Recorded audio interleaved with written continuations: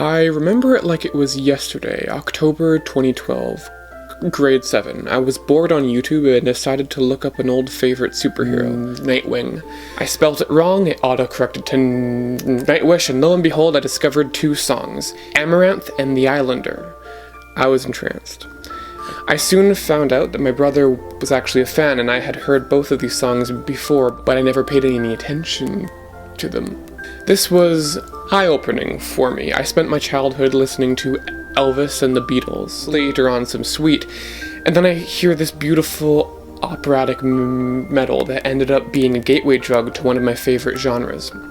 Nightwish became my favorite band for many years, and with the release of their new album on the way, what can we delve into to discover how Tuomas created such a unique sound? Nightwish was formed in 1996 in Finland by Tuomas Holopainen. Initially, he wanted to create an ambient folk band, but when he discovered their singer Tarja had the voice of a fucking operatic angel siren, he went, okay, I guess we're gonna use that, and slowly discovered that everyone in his band had a specific set of skills he could utilize to create an original sound. Initially inspired by a Metallica concert he went to, where they had a live orchestra playing alongside this hard rock music.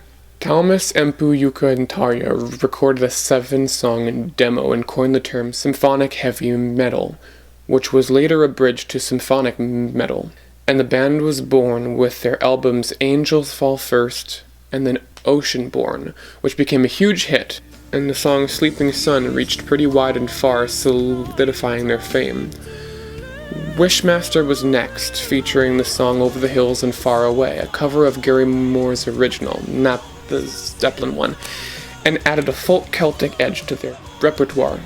In 2002, Century Child was released, and this is when, in my opinion, they were truly formed, when bassist, singer, guitarist, and songwriter Marko Haitala joined, creating the fan-famous mold of the vampire, the Viking, the pirate, the elf, and the siren, continuing their music into more of a fairy tale realm. Once had the band move more commercially successful with their hit Nemo. Originally criticized for conforming to a more pop sound, this again torpedoed their success, acting as a gateway drug to their less mainstream work, and has since been recognized for creating one of the most beautiful songs. And then it happened. Tarja left the band and Dark Passion Play came out with their new singer, Annette Olsen. And fans were like, this is way too poppy. And then time went on and it's now regarded as a fantastic album. Then Imaginarium came out and fans were like, this is not the Nightwish I know. And then time went on and now it's regarded as a fantastic album. Are you noticing a bit of a theme here? I'm a huge Nightwish fan, but much like Doctor Who, the fandom can be toxic sometimes. Imaginarium was another experimental idea, coinciding with the release of a fucking movie. And I'm not gonna lie, I've seen it. It's a lot better than you'd think. Not life-changing, but rather entertaining. Dark Passion Play featured a lot of new techniques as well. Amaranth, an almost spiritual successor to Nemo. The Islander, a gorgeous old-world folk ballad. The Poet and the Pendulum, a 13-minute epic masterpiece. And The Escapist, a magical thrill ride. Imaginarium featured Slow Love Slow, a fucking smooth jazz song, which is pretty epic. The Crow, the Owl, and the Dove, a poppy acoustic folk song, and Rest Calm, which is one of my favorites of theirs. Annette left the band, and then came the definitive lineup to this day. Flor Jansen is a fan favorite. She does both perfectly, the operatic and the pop, as well as her own epic style that resonates with fans.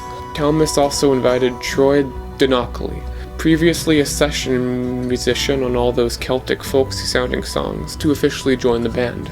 As a final change, Kai Haito of Wintersun fame was invited in, while Jukka suffered the effects of insomnia, and the current band we know today was formed.